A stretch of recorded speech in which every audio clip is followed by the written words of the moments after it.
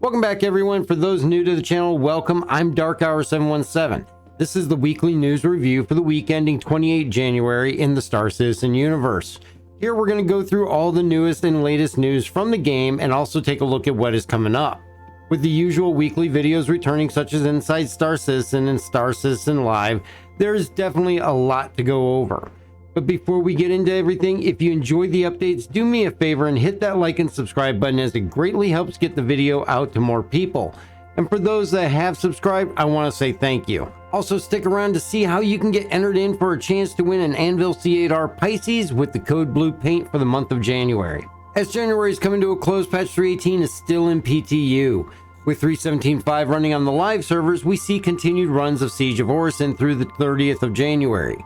Though a great and fun event, some do find it difficult to get excited, as they are aware that when 3.18 does finally launch, all the funds that they've earned will be wiped. As far as mission content, it does still carry a lot of fun with its replayability. Though some common bugs are still seen that have been present in all Siege runs, such as lieutenants spawning in under the floor, or they don't even spawn in at all, as an example. Going through Siege, though, also has some minor issues in the fact that the course of events has also been severely dwindled down, as most players have found ways to quickly go from the first platform all the way straight to the admin platform, which in turns occasionally stalls the mission and progression due to all the lieutenants need to be taken down before the event can conclude, which in turn causes some groups to just abandon and leave to try to hop servers to get a fresh mission. Or those remaining need to play mop up and determine what has not been completed to get the mission to finish. These really are minor inconveniences, and even sticking around to finish off remaining lieutenants can be fun. It is when going through to find them bugged out, though, that you gain a feeling of lost time and effort. These, though, are not the most frequently occurring items, but they do happen. We have still been having an amazing time with Siege and are looking forward to when the new AI we see in 3.18 PTU will be in, as this will add a much needed increase in difficulty. In regard to patch 3.18, we see more improvement and added features, as the latest patch notes indicate on the latest release on the 26th of January. The list of known bugs stays fairly short, with many of them continuing from patch to patch, such as the issues with salvage. It continues, and these typically revolve around certain types of ships and areas on them that are not able to be salvaged properly. These include the Nomad, the C2, and the Carrack. Also, we see continuing issues with the Snub Fighter and interactions on the Connie series, and of course, continuing inventory and elevator issues persist. But what we see as new issues are the cost of the Corsair for in-game purchase is incorrect and shows lower than what it should be. The Valkyrie lower turret locked and makes the player invisible, and players are spawning in Klesher in full armor and weapons when sent there with a crime stat. Also, we see that the hostile indicator is not activated on quantum entanglement, meaning that the ship with the QED is not seen as hostile. The interesting part of all this is the pricing in-game for the Corsair, as it was announced that all ships from the 2952 IAE and before would be placed in-game for purchase. This includes the Drake Corsair, Cutter, Mule, and the Anvil Centurion, to name a few. Though still no mention of the Hull A, Scorpius, STV, or even the C8R Pisces. In a reply from Jake Acapella, he states, "Hey folks, the plan is to have everything up through the vehicles released at IAE 2952 able to be purchased in-game in 3.18. PTU is an iterative process, so sit tight," and states that more will be added in future PTU builds.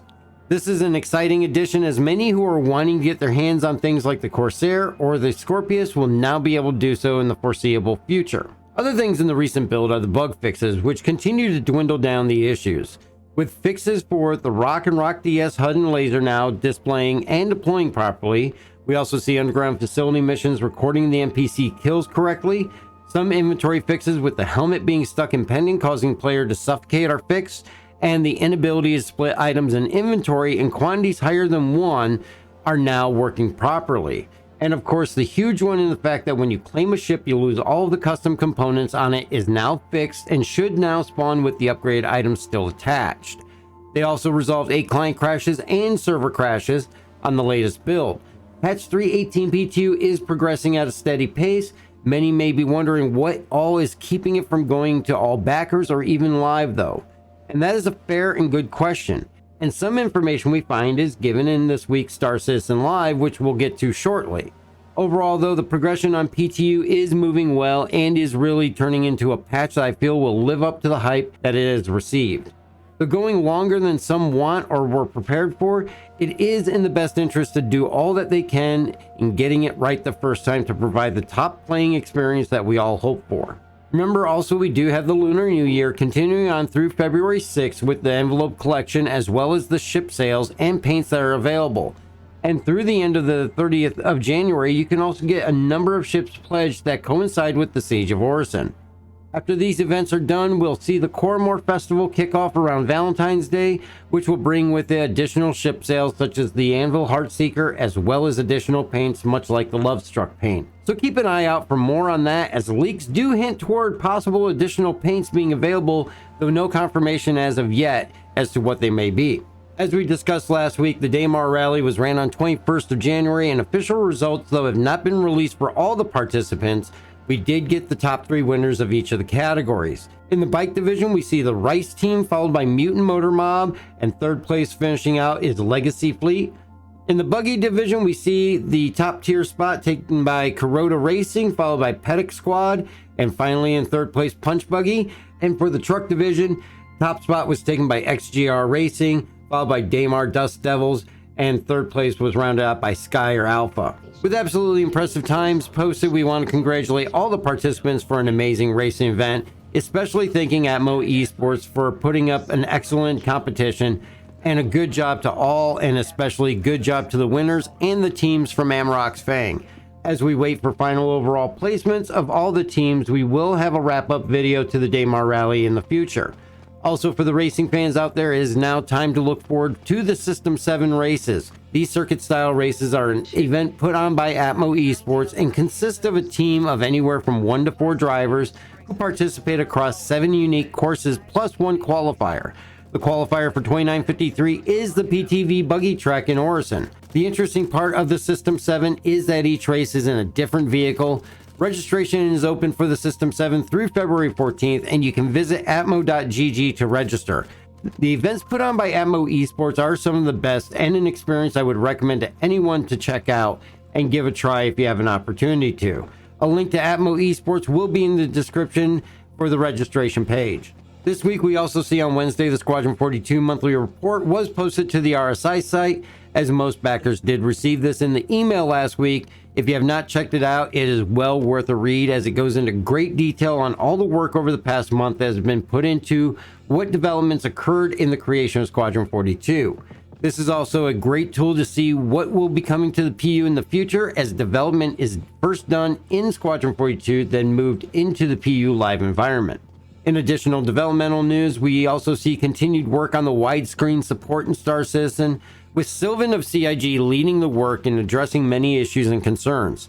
His latest post goes into recent fixes with the console stretching, and Silvan also goes into a list of items in regard to many concerns from field of view, chat placement, QT and star map markers, subtitles, inventory scale, and much more, with links to accompanying issue console reports. I will say the work that Silvan has put into this concern, as well as the massive communication he is maintaining with the community, is excellent to see.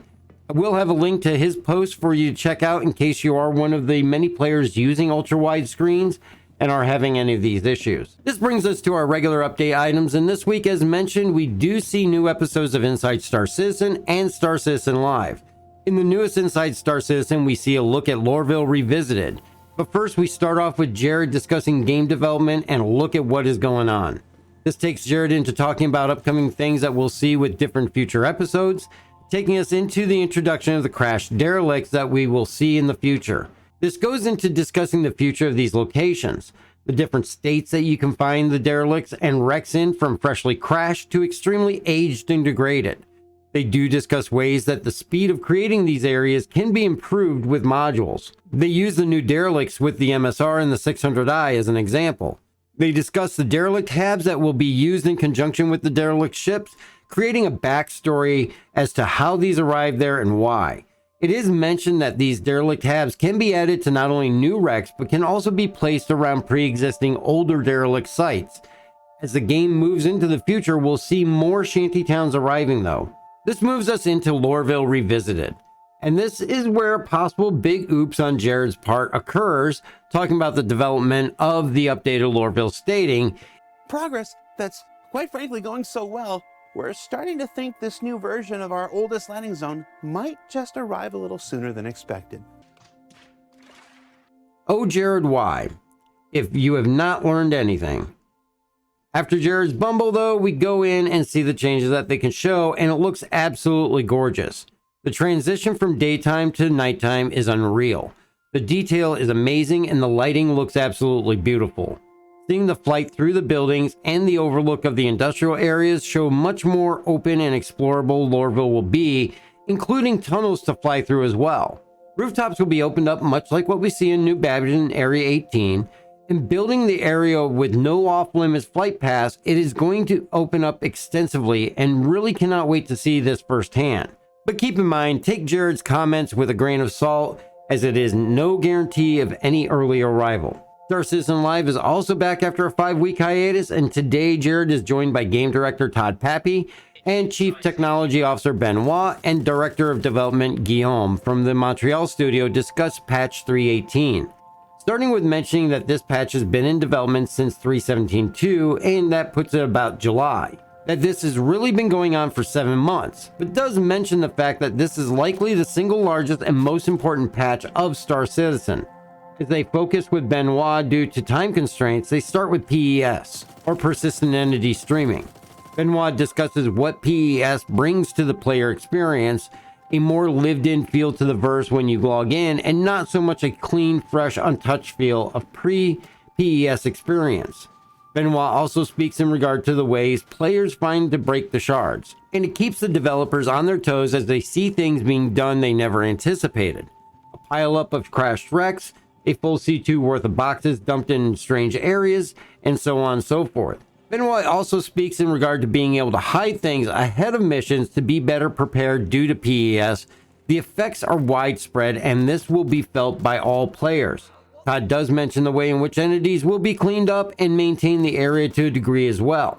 They do discuss stability, with the recent Daymar rally having gone 9 hours across 6 or more servers without a single crash, and whether this is what we'll see with 3.18. Benoit mentions that age of the server definitely plays a part. As it ages, it does drop FPS. This leads into the character repair tool, and this is similar to a character reset on the RSI site. Historically, the character reset, though, has had performance issues with the use of it, and at times in the past they've even had to shut it down to fix issues. This will not be so present with the character repair tool. But with PES now, data corruption issues may be less frequent. And instead of a full reset, which was used for more functions than just bug issues, a look at creating something to fix the avatar itself, this is the new character repair tool. While not a full character reset, this is definitely less aggressive. Also, it will not take away crime stats or prison terms, and it can fix an issue keeping you from playing the game. Chip bugs are a negative effect, though. They are addressing these as they pop up and resolving them as they find them. As for subscriber items, they are still researching ways to reacquire these items separately from the reset option. Benoit also goes into some of the surprising effects of PES, including the players on the first test of character repairs going and finding themselves and their old character elsewhere in the verse where they reset from. Benoit also is pointed out by Jared as a possible reason for no Wave 2 yet in PTU. What they found over the Christmas break, Benoit said, is that shards are growing out of their size. Also, he discussed what they call hot zones that require a change in how entities were streamed, as well as what he calls noisy neighbors, a ripple effect that's felt from one shard affecting others around it and requiring to create shard isolation to stop crossover from one shard to another. So these are items on the back end that cause the delay in going to Wave 2 or live, as they need to be tested and resolved before moving forward in order to be successful. Jared then discusses that the 3.18 we are testing now is more than what the original 3.18 was supposed to be, as items that were slated for December have been incorporated into the ongoing 3.18 build, as originally it was supposed to be a separate update. This includes not only performance fixes, but also content such as racetracks. They continue on discussing salvage and the satisfaction that they've had with that gameplay, as well as the cargo refactor and the changes that it brings to piracy and the desire to not destroy a ship, but to benefit from the plundering and use of soft death. They discuss that AI seem to use mostly ballistic weapons, and with 3.18 we do see AI is definitely ramped up as far as intelligence and has become far more aggressive. Todd also discusses how PES will affect events such as Xenothreat and the battles and wrecks that will be persistent afterwards. Todd Pappy also answers as far as the Grimhex racetrack. It is still on their planning board as of this time, but with no known date as to when it may be developed yet. Jared closes out begging not to say soon and admits he got hell in the comments for his remark about Lorville Revisited. And that is about it for the week of news in Star Citizen. I hope you found this breakdown useful and have a chance to check out all the updates for yourself, but let me know in the comments your thoughts on this past week.